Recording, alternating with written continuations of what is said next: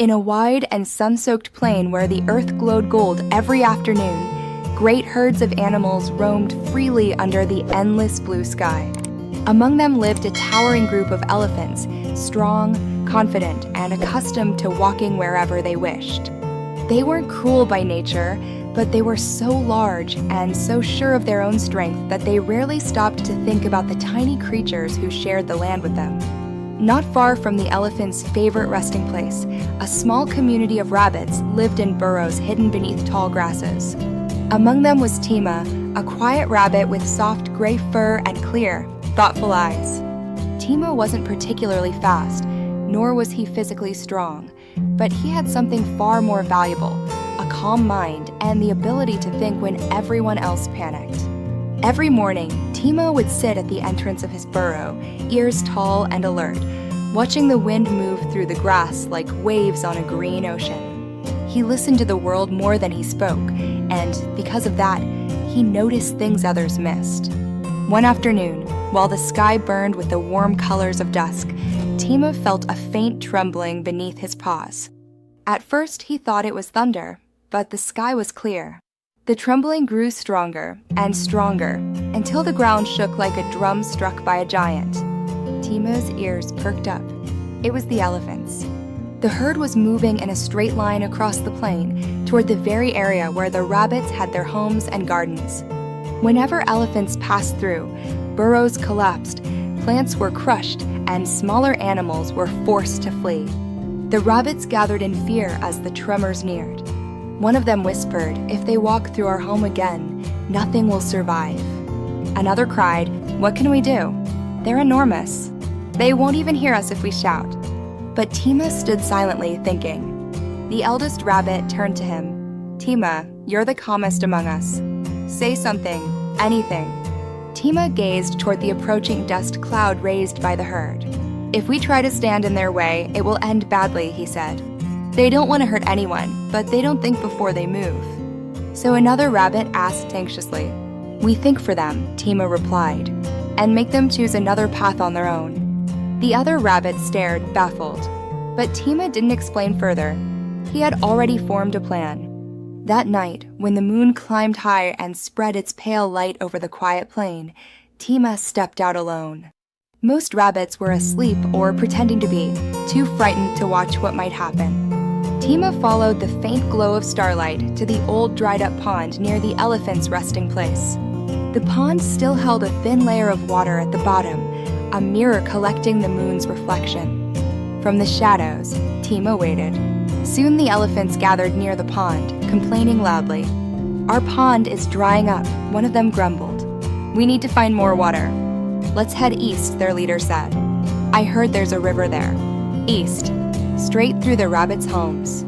Tima tightened his paws, took a deep breath, and stepped into the moonlight. His small voice carried surprisingly far. "Great elephants, do not walk east." The herd stopped instantly. The leader blinked in confusion. "Who said that?" Tima hopped forward, but kept a respectful distance. "I bring a message from the moon." Several elephants snorted in disbelief. "You?" one of them said. "A tiny rabbit? A messenger of the moon." Tima remained calm. "The moon does not choose messengers by size," he said softly. "She chooses those who listen." The leader lowered his head, staring at Tima with heavy eyes. "And what message does the moon send us tonight?" Tima pointed toward the faint reflection of the moon in the shallow pond. "She warns that any herd who harms the homes of smaller creatures will lose the moon's blessing, the blessing that brings luck, calm nights, and safe journeys. If you walk east tonight, you will destroy many lives, and the moon will hide her light from you." One of the younger elephants whispered nervously, "What if? What if it's true?" The leader squinted at Tima. "How do we know you aren't lying?" Tima replied, "Look at the moon's reflection. If she is displeased, her image trembles."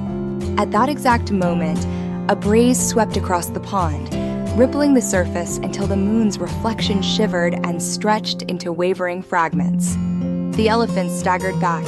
"The moon is angry," several cried. The leader raised his trunk uncertainly. "Then where should we go?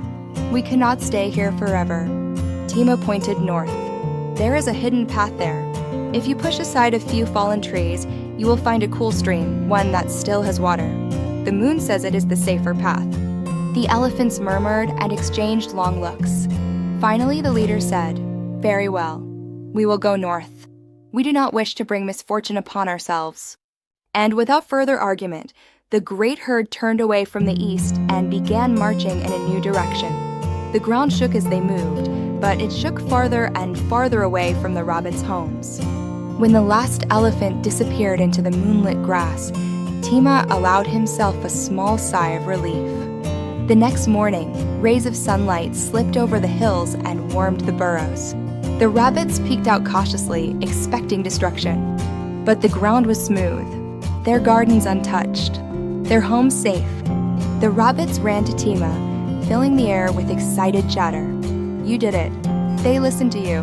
How did you come up with such a brave plan? What if they hadn't believed you?" Tima smiled gently. "Big creatures may have strength," he said, "but strength is not the same as wisdom. Sometimes the world needs a soft voice and a small idea at the right moment." One young rabbit asked, "Did the moon really send a message?" Tima looked up at the bright morning sky, where the moon had already faded. "She sends messages in many ways," he said. "Sometimes through light, sometimes through reflection, and sometimes through those who care enough to protect others." The rabbits nodded, though each understood the words in a slightly different way, exactly as Tima intended. From that day on, the elephants never again wandered into the rabbits' homes. And in time, the elephants discovered the northern stream Tima had mentioned. It became their favorite place, a cool, quiet haven hidden beneath tall trees. Whenever the moon shone brightly across the plain, the elephants remembered the night her message reached them, delivered by the smallest messenger they could have imagined. And Tima, sitting quietly at the entrance of his burrow, would sometimes glance up at the moon and smile, as though he were still listening.